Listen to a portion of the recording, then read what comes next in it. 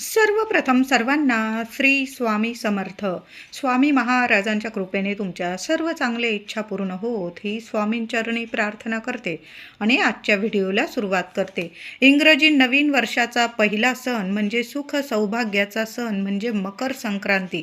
तिळगुळ घ्या, गोड गोड बोला. संक्रांतीचा उत्सव निसर्गाचा उत्सव आहे. पौष महिन्यात सूर्य मकर राशीत प्रवेश करतो, म्हणून या उत्सवाला मकर संक्रांत असे म्हणण्यात येते. सूर्य आपली पृथ्वीकडील परिभ्रमणाची दिशा बदलतो, तो उत्तरेकडे सरकत जात असतो, म्हणून या काळाला उत्तरायण असंही म्हटलं जातं. तर मकर संक्रांत 2026 कशावर आलेली आहे, कधी आहे, पुण्यकाळ कधी, काय करावे, काय टाळावे आणि कोणता एक रंग जो संक्रांत देवीने परिधान केलेला आहे. शास्त्रानुसार जो रंग संक्रांत देवी ज्या वर्षी परिधान करते तो रंग संपूर्ण मनुष्य जातीला वर्ज्य करावा लागतो असं शास्त्र सांगतं. म्हणून यावर्षी 2026 संक्रांत देवीने कोणता रंग परिधान केलेला आहे आणि तो रंग आपल्याला यावर्षी वर्ज्य करायचा आहे. संपूर्ण मकर संक्रांतबद्दल संपूर्ण माहिती आजच्या व्हिडिओमधून जाणून घेणार आहोत. व्हिडिओ संपूर्ण बघा. चॅनलवर नवीन असाल कृपया आपल्या चॅनलला सर्वांनी नक्की सबस्क्राईब करा. कमेंटमध्ये जरूर लिहा श्री स्वामी समर्थ. तर या वर्षीची मकर संक्रांत 14 जानेवारी 2026 बुधवारी आलेली आहे आणि याच दिवशी षटतिला एकादशी आलेली आहे. शुभ योग जुळून आलेला आहे. एकादशी आणि मकर संक्रांत एकत्रित साजरी होणार आहे. शुभ योग बऱ्याच वर्षांनी असा दिवस आणि असा सुवर्ण योग आलेला आहे. या दिवशी आपण नारायणांची, लक्ष्मी नारायणांची सुद्धा सेवा करायची आहे. तसं तर आपण या दिवशी पुण्य काळात आपण सर्व देवी देवतांची सेवा करत असतो. जप तप केल्याने आपल्याला 1000 पटीने पुण्य फळ प्राप्त होत असतं. त्याच दिवशी या वर्षी 2026 मकर संक्रांत आणि एकादशी एकत्रित आल्याने सुवर्ण योग आहे. जेवढी सेवा होईल नारायणांची, लक्ष्मी नारायणांची एकत्रित सेवा जरूर करायची आहे. तर मकर संक्रांत 14 जानेवारी बुधवारी पुण्यकाळ 3:06 ते संध्याकाळी 6:20 हा मकर संक्रांतीचा पुण्यकाळ आहे. पुन्हा एकदा सांगते, 14 जानेवारी 2026 बुधवार रोजी दुपारी 3:06 ते संध्याकाळी 6:20 हा पुण्यकाळ असणार आहे. या वेळात, या काळात केलेली सेवा आपल्याला अधिकाधिक आपल्याला सुख सौभाग्य पुण्य प्राप्त करून देत असते. जे काही मनुष्याकडून कळत न कळत पाप झालेली असतात, तर मकर संक्रांतीला पुण्य काळात केलेली सेवा आपल्याला सर्व पापांपासून मुक्त करत असते. मकर संक्रांतीला दुपारी 3:06 सूर्य मकर राशीत प्रवेश करेल. याच वेळाला, याच काळाला पुण्यकाळ असं म्हटलं जातं. पुण्य काळात महिलांनी वाण द्यावे, वसा घ्यावा, जप तप दान धर्म. दरवर्षी संक्रांत देवीचे स्वरूप थोडेसे बदललेले असते. वाहन, उपवाहन, शस्त्र, वस्त्र यामध्ये थोडाफार बदल होत असतो. तर यावर्षी 2026 संक्रांत देवीचे वाहन हे वाघ असून उपवाहन घोडा आहे. तिने यावर्षी पिवळे वस्त्र परिधान केलेले आहे. यावर्षी 2026 संक्रांत देवीने हे पिवळे वस्त्र परिधान केलेले आहे. संक्रांत देवी ही दुसरी तिसरी कुणी नसून अंबाबाईच आहे, आपली महालक्ष्मीच आहे. 3.5 शक्तिपीठ ही संक्रांत देवीचंच एक रूप आहे. म्हणजे ज्या वर्षी संक्रांत देवी ज्या रंगाची वस्त्र नेसून येते तो रंग आपण त्या वर्षी वर्ज्य करावं. त्या रंगाचे कपडे, साडी, वस्त्र नेसू नये, घालू नये अशी जुनी शास्त्रानुसार आपली परंपरा आहे. तुम्ही जर या गोष्टी शास्त्रानुसार मानत असाल, परंपरेनुसार, तर यावर्षी 2026 तर परंपरेनुसार यावर्षी आपल्याला पिवळा रंग वर्ज्य आहे, म्हणून सर्वांनी पिवळा रंग हा टाळायचा आहे. यावर्षी पिवळा रंग घालू नका. महिलांनो, दादांनो, मुलं असतील तर पिवळ्या रंगाचे यावर्षी कपडे मकर संक्रांती 2026 बुधवार रोजी षटतिला एकादशीच्या दिवशी अजिबात परिधान करू नका. तुम्ही जर जुनी परंपरा मानत असाल तर यावर्षी पिवळा रंग वर्ज्य आहे. संक्रांत देवीने हातात गदा घेतलेली आहे. तिने केशराचा टिळा लावलेला आहे. ती वयाने कुमारी असून ती बसलेली आहे. वासाकरता तिने हातात जाईचे फूल घेतलेले आहे आणि ती पायस म्हणजे खीर भक्षण करत आहे. म्हणून या वर्षी मकर संक्रांतीच्या दिवशी दुधाचे पदार्थ सुद्धा आपल्याला वर्ज्य करायचे आहे. संक्रांत देवीचे सर्व जातीचे स्वरूप आहे. तिने मोती परिधान केलेले आहे. तिचं वार नाव नक्षत्र नाव मंदाकिनी आहे. ती पूर्वेकडून पश्चिमेकडे जात आहे आणि तिचं मुख वायव्य दिशेस आहे. असं या वर्षी 2026 मध्ये संक्रांत देवीचे स्वरूप आहे. या दिवशी स्नान दान जप तप तर्पण या विधी पुण्य काळात अवश्य कराव्या. अतिशय पुण्यकारक मानलं जातं. तीळ मिश्रित या वर्षी मकर संक्रांती बुधवारी आलेली आहे आणि या दिवशी षटतिला एकादशी सुद्धा आहे. सर्वांनी आंघोळीच्या पाण्यात चिमूटभर पांढरी तीळ टाका किंवा काळी तीळ टाकली तुम्ही तरीही चालेल. पांढरी तीळ टाका. लहान लेकरांना आंघोळ घालाल, आपण आंघोळ कराल, थोडीशी चिमूटभर पांढरी तीळ टाका आणि त्या तीळ मिश्रित पाण्याने किंवा तुमच्याकडं गंगाजल असेल ते सुद्धा टाका. म्हणजे आपल्याला तीर्थक्षेत्री स्नान केल्याचं सुद्धा पुण्यफळ मिळेल आणि आपले काही शारीरिक मानसिक त्रास असतील ते सुद्धा निवारण होतील. म्हणून चिमूटभर तीळ आणि गंगाजल टाकून सर्वांनी आंघोळ करायची आहे. लहान लेकरांपासून मोठ्यांपर्यंत संक्रांत दिवशी हा उपाय जरूर करायचा आहे. आंघोळीनंतर सूर्यनारायणाला सुद्धा थोडंसं पाणी घ्यायचं आहे तांब्याभर. त्यात चिमूटभर तीळ टाका, पांढरी जरी टाकली चालेल. थोडंसं हळदी कुंकू टाका, एखादं फूल टाका आणि प्रथम आंघोळीनंतर प्रथम सूर्यनारायणाला अर्घ द्यायचा आहे, नमस्कार करायचा आहे.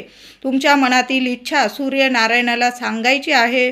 तुमचं आयुष्य तेजस्वी होणार आहे. आयुष्यभर सुख समृद्धी मिळेल तुम्हाला. तुमच्या आयुष्यातील जो अंधार आहे, जे दुःख आहे, त्रास आहे, संपूर्ण निवारण होईल आणि सूर्यनारायणाची या दिवशी जरूर सेवा करा. सूर्यनारायणाची सेवा झाल्यानंतर महिलांनो दादांनो देवघरातील देवांची छान अशी पूजा सेवा करायची आहे. नंतर शिव मंदिरात सुद्धा जायचं आहे. या दिवशी थोडंसं पाण्यात पांढरी तीळ टाका किंवा काळी तीळ टाका. दूध पाणी तीळ टाकून पाणी हे महादेवांना अभिषेक करायचा आहे. बेल फूल अर्पण करायचं आहे.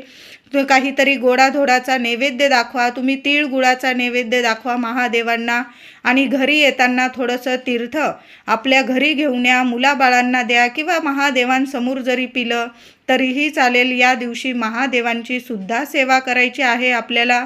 या दिवशी तीळ हवन करावे, तीळ दान करावे. तीळ हवन तुम्हाला नाही जमलं महिलांनो एवढं जास्त हवन वगैरे करायला, तर आपण संध्याकाळी जो कापूर जाळतो ना घरात, त्यात जरी चिमूटभर पांढरी तीळ किंवा काळी तीळ, तुम्ही 2 लवंगा जाळू शकतात, थोडीशी तीळ, लोबान, गुगल, एखादा तेजपत्ता, संपूर्ण घरात हा कापूर धूप पसरवा. म्हणजे तीळ हवन केल्याचं आपल्याला पुण्य फळ प्राप्त होणार आहे. या दिवशी थोडी का होईना मूठ सव्वा मूठ तीळ दान अवश्य करा. काळे दान करा. ज्यांना 7.5 आहे त्यांनी काळे तीळ दान करा.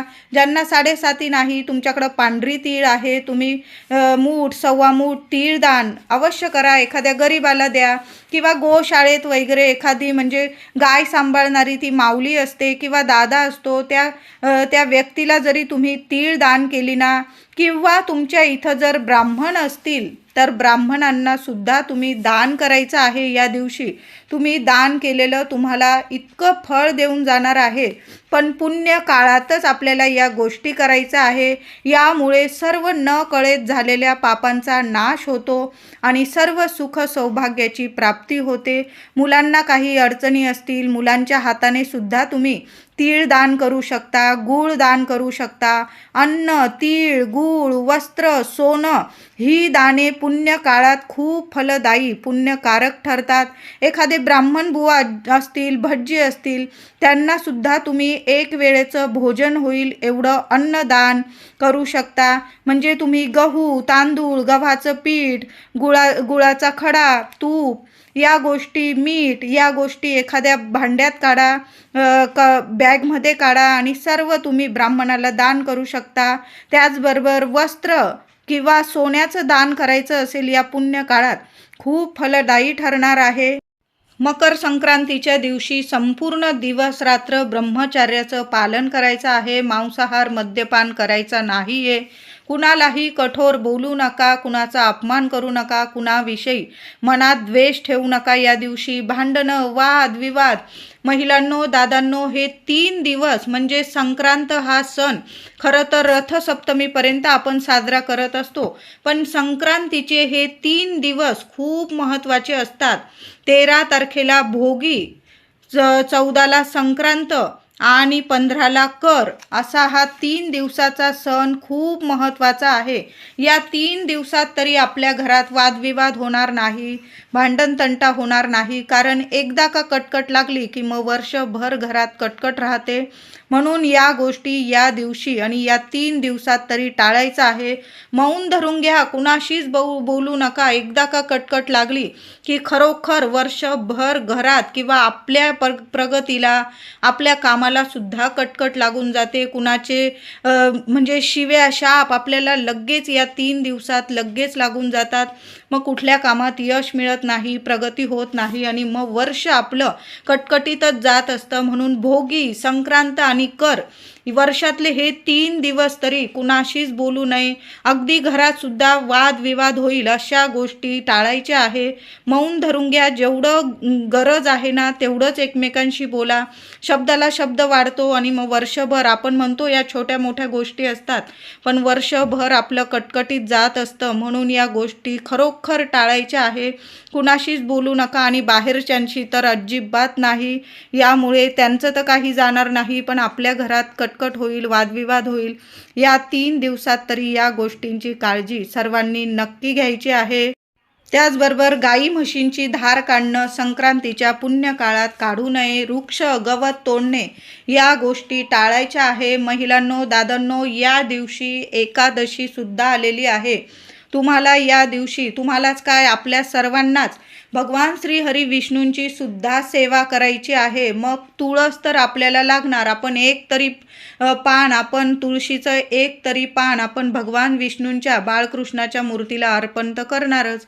मग भोगीच्या दिवशी सुद्धा तुळस तोडू नका, संक्रांतीला सुद्धा नाही आणि करीच्या दिवशी सुद्धा नाही. तुम्ही फुलवाल्या दादांकडून विकत आणा किंवा 2 दिवस आधीच तुम्ही थोडीशी तुळस तोडून ठेवली आणि नीट एखाद्या ठिकाणी ठेवून दिली, थोडंसं पाणी शिंपडून, तर ती तुळस तुम्ही भगवान श्री हरी विष्णूंना एकादशीच्या म्हणजे मकर संक्रांतीच्या दिवशी अर्पण करू शकता.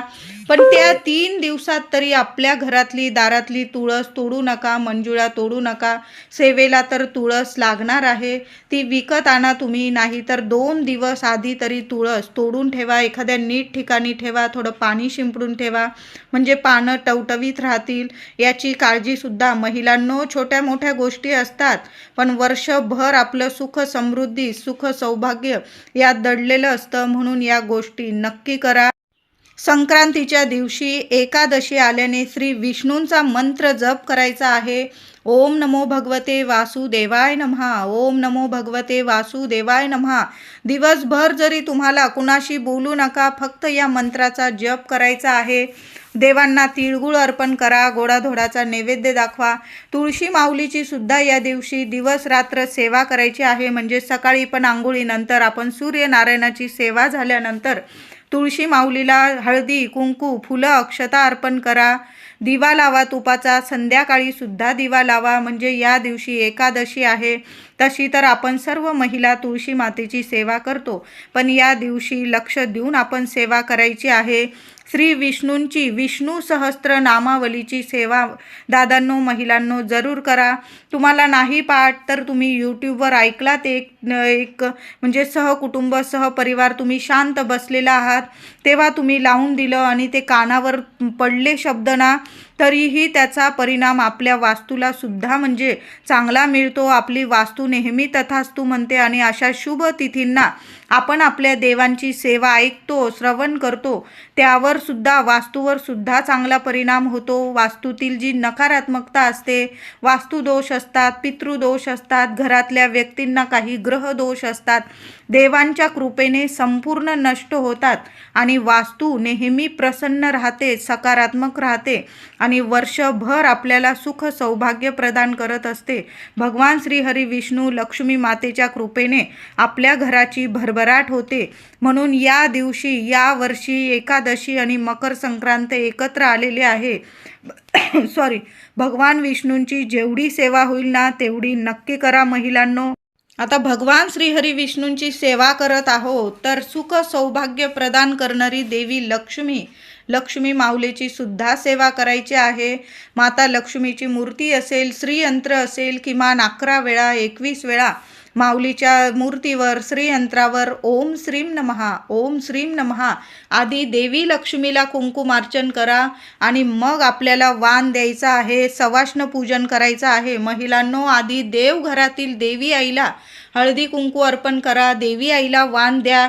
तिची ओटी भरायची असेल भरू शकता, नाही करता आलं किमान देवी आईला गोडाधोडाचा नैवेद्य दाखवा आणि देवी आईला कुंकुमार्चन करा. एखादी वेणी अर्पण करा, लाल गुलाब किंवा कमळाचं फूल. जसं आपण श्रीहरी विष्णूंना तुळस अर्पण करणार आहोत, झेंडूची फुलं अर्पण करणार आहोत, या दिवशी पिवळी झेंडूची फुलं आणण्यापेक्षा तुम्ही केशरी फुलं आणली तरीही चालेल. कारण केशराचा टिळा या वर्षी देवी आईने लावलेला आहे. केशरी झेंडूची फुलं मिळाली तर देवांना केशरी झेंडूची फुलं अर्पण करा आणि आपण महादेवांना बेलपत्र अर्पण करू, गणपती बाप्पांना आपण दुर्वा अर्पण करू. तसंच भगवान श्रीहरी विष्णूंना जेवढी तुळशीची पानं असतील ना तेवढी तुळशीची पानं अर्पण करा. माता लक्ष्मीला एखादं कमळाचं फूल अर्पण करता आलं तर कमळाचं फूल अर्पण करा. या दिवशी कुलदेवीचा मंगल कलश भरायचा आहे. देवी आईला सुद्धा फूल वेणी अर्पण करा. माता लक्ष्मीला ओम श्रीम नमहा, ओम श्रीम नमहा. देवी आईला कुंकुमार्चन करा. आपली कुलदेवीचा टाक असेल, फोटो असेल त्यावर सुद्धा आधी कुंकुमार्चन करा आणि मग आपल्याला सवाष्ण पूजायचं आहे, वाण द्यायचं आहे. तर यावर्षी मकर संक्रांतीला पिवळा रंग वर्ज्य आहे. तर महिलांनो, लाल कलरची साडी नेसा, हिरव्या रंगाची, निळ्या रंगाची, मोरपिशी, गुलाबी, सोनेरी कलर सुद्धा तुम्ही नेसू शकता. असं नाही की पिवळा रंग वर्ज्य आहे म्हणून दागदागिने घालायचे नाही, देवी आईला हळद अर्पण करायचं नाही, असं अजिबात नाही. ऊन पडतं, सूर्यनारायण आपल्याला ऊन देतात, प्रकाश देतात, तो सुद्धा पिवळा धमक असतो. मग तो प्रकाश काय आपण अंगावर घेत नाही का? तर घेतोच ना, त्याशिवाय तर आपला दिवस सुद्धा उजाडत नाही. तशाच पद्धतीने फक्त आपल्याला पिवळा रंग वर्ज्य करायचा आहे. बाकी तुम्ही सोन्याचे दागिने घालू शकता, हळदी कुंकू लावू शकतात, देवी आईला हळदी कुंकू अर्पण करा, सोन्याचे दागिने घाला, सोनेरी साडी घाला, लाल घाला, हिरवी घाला, निळी घाला, मोरपिशी, गुलाबी, जांभळा, जे रंग असतील ना त्यात एक रंग म्हणजे यावर्षी तुम्ही काळ्या रंगाची साडी महिलांनो आनंदाने नेसू शकता. फक्त तुमच्या कुलदेवीला जर काळा रंग वर्ज्य असेल तर तुम्ही काळा रंग नेसू नका. ज्याची त्याची परंपरेनुसार पद्धत असते. काही घरांमध्ये काळा रंग कायमस्वरूपी वर्ज्य असतो, मग तुम्ही काळा रंग नेसू नका. मोठे व्यक्ती सांगतात नेसू नका, नका नेसू. ज्या व्यक्तींना, ज्या महिलांना काळा रंग घालत असाल तुम्ही दरवर्षी, ज्या वर्षी काळा रंग देवी आईने परिधान केलेला असतो मकर संक्रांतीने आपण काळा रंग वर्ज्य करतो, तर यावर्षी देवी आईने पिवळा रंग नेसलेला आहे, तर पिवळा रंग यावर्षी वर्ज्य आहे. काळा रंग सगळ्यांनी नक्की नेसा, परिधान करा. पुरुष असतील, माझे दादा असतील, मुलं मुली, महिला सर्वांनी काळ्या रंगाचे कपडे अवश्य यावर्षी घाला. महिलांनो, मकर संक्रांतीला नवीन हिरव्या रंगाच्या काचेच्या बांगड्या जरूर हातात घाला. आधीच्या असतील काढून टाका. नवीन बांगड्या थोड्या जरी भरायच्या असतील भरू शकता, पण एक बांगडी आपण जेव्हा कासाराकडं, दादांकडं जातो किंवा मावशींकडं बांगड्या भरायला जातो तर तुम्ही डझनभर बांगड्या घेत असाल तर एका हातात 6 घालतात, तर आपण उजव्या हातात 7 बांगड्या घालायच्या आहे. डाव्या हातात तुम्ही 6 घातल्या तर उजव्या हातात घालताना एक बांगडी जास्तीची मागून घ्यायची आहे. यामुळे आपल्या सुख सौभाग्यात भर पडते. आपल्या पतिदेवांना रात्रंदिवस प्रगती मिळते, मुलाबाळांची घरात प्रगती होते. म्हणून घरातल्या गृहलक्ष्मीने मकर संक्रांतीला बांगड्या भरताना, काचेच्या बांगड्या भरताना तुम्ही डझनभर घेताय, 2 डझन घेताय, जेवढ्या घेताय एक बांगडी जास्तीची आठवणीने आठवणीने मागून घ्यायची आहे. तुम्ही लाखेच्या बांगड्या भरत असाल, आजूबाजू सोन्याच्या लाखेच्या तुम्ही बांगड्या घालत असाल, घाला. पण काचेच्या बांगड्या भरताना एक बांगडी जास्तीची आठवणीने मागून घ्या, भरून घ्या. तुम्हाला खूप सुख सौभाग्यात भर पडेल आणि दिवस रात्र तुमच्या कुटुंबाची, संपूर्ण कुटुंबाची प्रगती होईल. बांगड्या घेताना पिवळा रंग वर्ज करायचा आहे. काळ्या रंगाच्या तर बांगड्या, आपण कपडे घालतोय काळे म्हणून काळ्या बांगड्या महिलांनो घालू नका. हिरव्या बांगड्या घाला. काळ्या रंगावर हिरव्या बांगड्या घातल्याने काही बिघडत नाही. हिरव्या काचेच्या बांगड्या घाला किंवा तुम्ही ज्या रंगाची साडी घालत असाल त्या रंगाच्या घाला. पण पिवळ्या रंगाच्या बांगड्या यावर्षी वर्ज करा. आणि काळ्या रंगाच्या बांगड्या विवाहित स्त्रीने कधीच घालू नये. या गोष्टी तुम्ही पाळत असाल तर जरूर पाळा. भोगीला, संक्रांतीला सुगड पूजा करावी. 7-11 बायकांना बोलावून विडे पुजावे व पानावर बोरं, शेंगा, भाज्या, ऊसाचे खांड, पाल्याचे हिरवे चणे असं सर्व देऊन हळदी कुंकू करतात.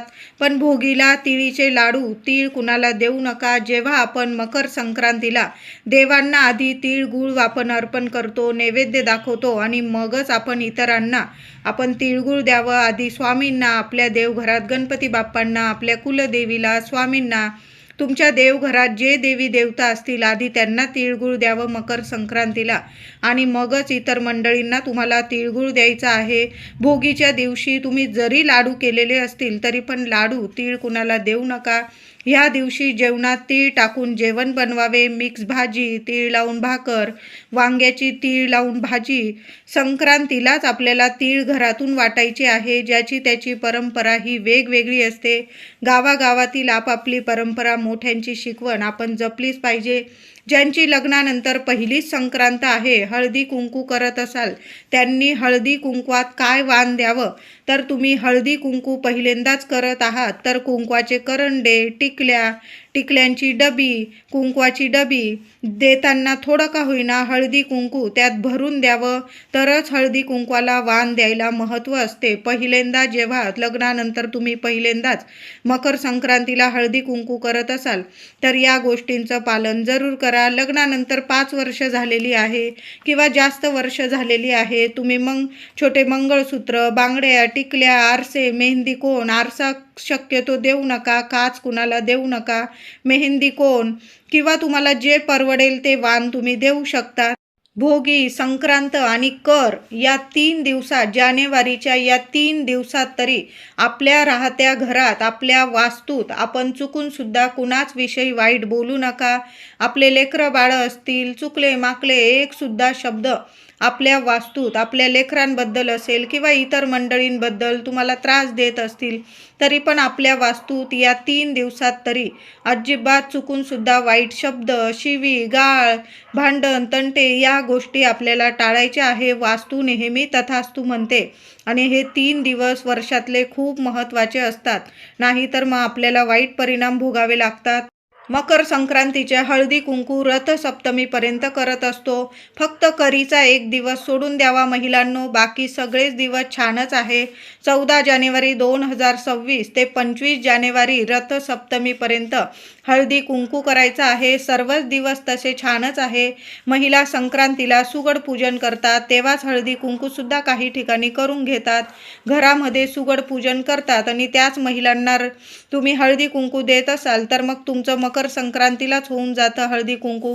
काही महिलांकडं सुगड पूजा करत नाही, त्या रथसप्तमीपर्यंत आपल्या सवडीने हळदी कुंकवाचा कार्यक्रम करतात. 22 जानेवारीला गुरुवारी गणेश जयंती, तिलकुंद चतुर्थी, सुंदर सोन्यासारखा दिवस आहे. 23 जानेवारीला शुक्रवारी वसंत पंचमी, श्री पंचमी, माता लक्ष्मीचा दिवस, त्या श्री पंचमी आलेली आहे. सोन्यासारखा दिवस महिलांनो, हे दिवस इतके सुंदर आहे. या दिवसांमध्ये आपल्या घरात हळदी कुंकवाचा कार्यक्रम जरूर करा.